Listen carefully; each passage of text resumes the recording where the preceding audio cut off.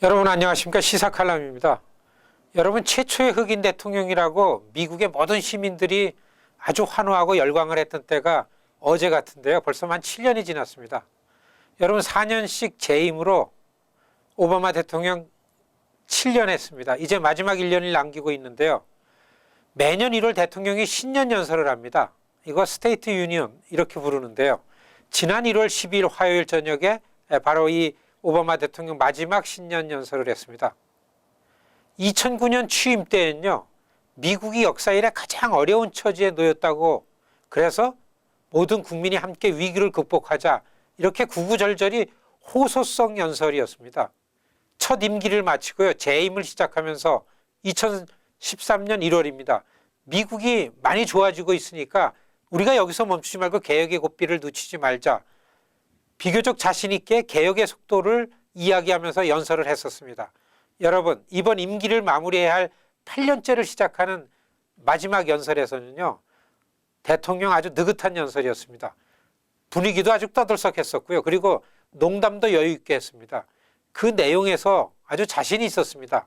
그리고 아주 우리가 듣기에 감동적인 그런 웅변이었습니다. 여러분, 오바마 대통령의 연설이 그렇게 자신이 있고 여유가 만만했던 이유는요, 지난 7년 동안의 그의 실적이 객관적으로 좀 인정이 되기 때문입니다.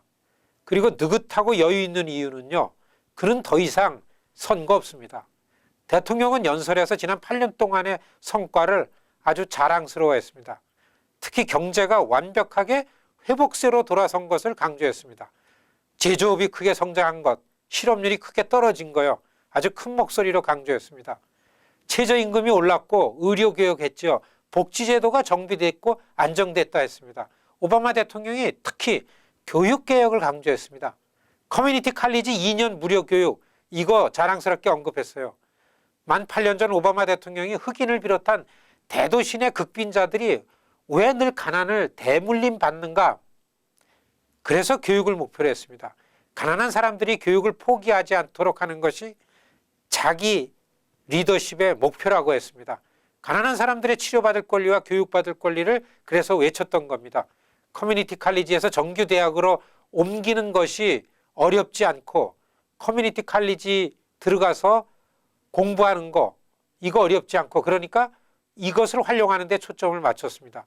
커뮤니티 칼리지에 관한 언급은요, 한인들이 자식 교육을 목표로 하는 그런 수준의, 그런 차원의 교육이 아닙니다. 그것은 미국 시민의 교육 수준을 높이고 가난한 자들에게 이 가난을 대물림하지 않게 하는 그런 방법으로 언급한 겁니다. 여러분, 오바마 대통령이 임기 1년을 남겼습니다. 그의 스타일을 보면요, 이만큼 했으니까 뭐 욕심 부리지 않고 1년을 그냥 보내겠다, 선거나 좀 도와주면서 그냥 보내겠다, 절대로 오바마 대통령 그렇게 하지 않습니다. 그의 리더십은 자신의 일생 전체를 통한 목표를 갖고 있습니다. 그가 공약했던 미국의 외교 정책에 관심을 쏟을 것으로 많은 전문가들이 예상합니다. 사실 이번 연설에서 북한 문제에 관해서 단 한마디도 언급이 없었습니다. 그렇지만 언제 어떻게 미국의 아시아 정책에서 북한과 연결을 할지 모를 일입니다. 북한과의 관계를 언급하려다가 지난 1월 6일에 북한이 아무런 예고도 없이 갑자기 수소탄 실험을 했습니다.